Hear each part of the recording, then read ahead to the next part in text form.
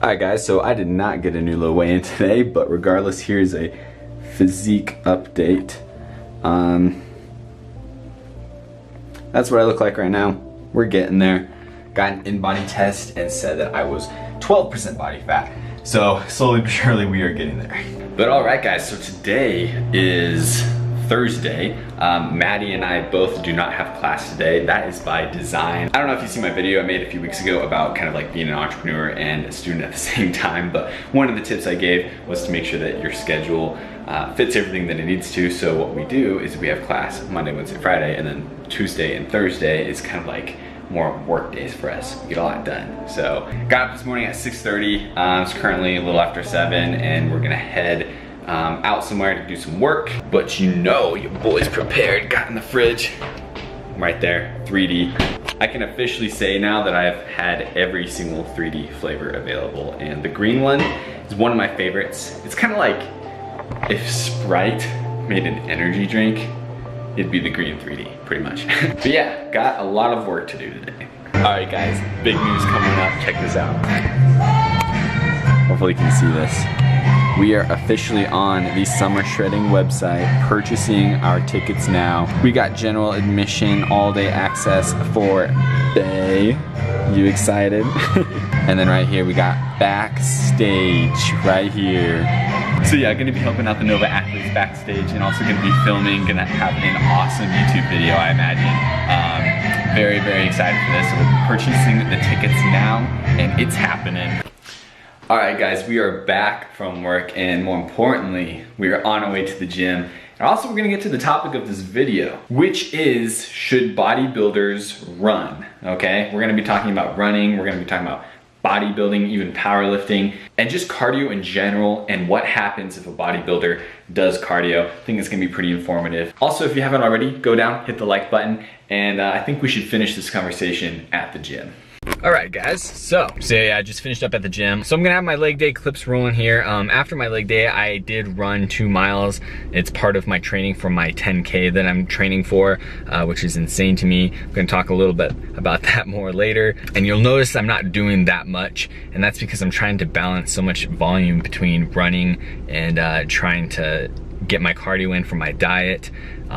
As well as still actually just maintain my squat form. So don't judge me on the weights I'm using or things like that, but this is my workout. The topic of this video is specifically about running and bodybuilding. If you can do them at the same time, what happens if you do them at the same time, and to clear up any sort of confusion that might surround that. It doesn't stop there though. This topic of this video is kind of about other things too, just about cardio in general. If you're trying to maximize your gains in bodybuilding or maximize your strength in powerlifting, and just the dynamic and relationship between cardio, running, and all of those together with building muscle, gaining strength, etc. So to start this off, I want to talk about something, and it's called the S.A.I.D principle, the S-A.I.D principle. I'll put a definition down below. And that stands for specific adaptations to imposed demands. Now, what does that mean?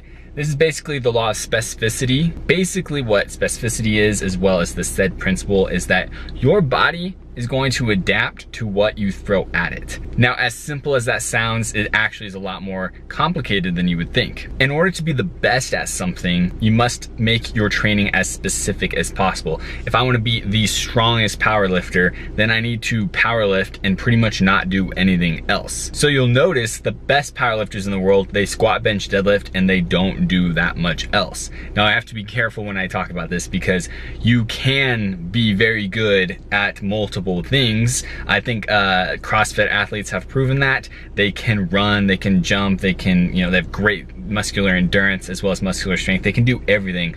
But at the end of the day, if you get a power lifter and a CrossFitter and make them have a deadlift contest, the power lifter is going to win because they have specified their training to be good at that one thing. Now, if we try to apply this to what we're talking about today, which is running and bodybuilding / powerlifting and cardio and all those things, we got to be careful. If your goal specifically is bodybuilding, then it would be very wise for you to specify your training to mostly bodybuilding. I'm actually training for a 10K race. That's 6.2 miles. To some people, that's super easy. To me, that's not easy at all. As someone who has specified their training in mostly power building, aka powerlifting and bodybuilding, running does not come easy to me, but I have changed my training lately to get better at running. Because it is my goal to run a 10K, it would make sense for me to run because the S.A.I.D principle, if I want to get better at running, I need to run, so I'm doing so. I mean, if I was going to step on stage in bodybuilding, it would not be wise for me to run, because what would happen, I would start to see metabolic adaptations occur. We know that our body adapts to the stimulus that we give it, so our metabolisms will adapt to our training, basically, metabolic adaptation, also known as metabolic specificity. If I run a lot, my aerobic fitness and metabolism will become more efficient. This is bad news for my muscle mass, basically, because as soon as I start running a lot, my body thinks, wow, we need to get better at running. We have all this extra muscle, all these type 2 muscle fibers that are really bad at running. Maybe we should get rid of it. And your body will do what it needs to do in order to become better at running, which is basically get rid of the type 2 muscle fibers, become lighter, become smaller, become more efficient at running, improve oxidative energy sources, develop type 1 muscle fibers a bit more. So as a bodybuilder, you definitely don't want that to happen. So what we're trying to say here is if you're a bodybuilder, especially if you're stepping on stage, I would be very cautious about running. I probably would not run at all unless your goal is to get better at running, in which case I would note that it might affect your bodybuilding. So that's why we kind of have to have specific goals and train to those goals. But of course, I want to stress too that, you know, it feels good to just be in cardiovascular shape, and you can run a little bit and get healthier and just get better at running without, you know, losing too much muscle mass and too much strength. So I want to be careful when I say that. I don't want to make it sound like it's very black and white. Last note, a lot of bodybuilders do cardio in order to help lose weight, which makes complete sense. The only thing there is just to be careful that your heart rate isn't getting too high and forcing your body to have to make that metabolic adaptation. The exception, of course, is going to be HIIT workouts, high intensity interval training. That's kind of a talk for another time. So in the end, it's kind of up to you and what you want. You can be pretty good at a lot of things, or you can be very good at 1 or 2 things. Obviously, that is very dependent on the person as well, but in general, that's how it works. If you have any more questions, guys, please drop them in the comments below and I will be sure to get back to you.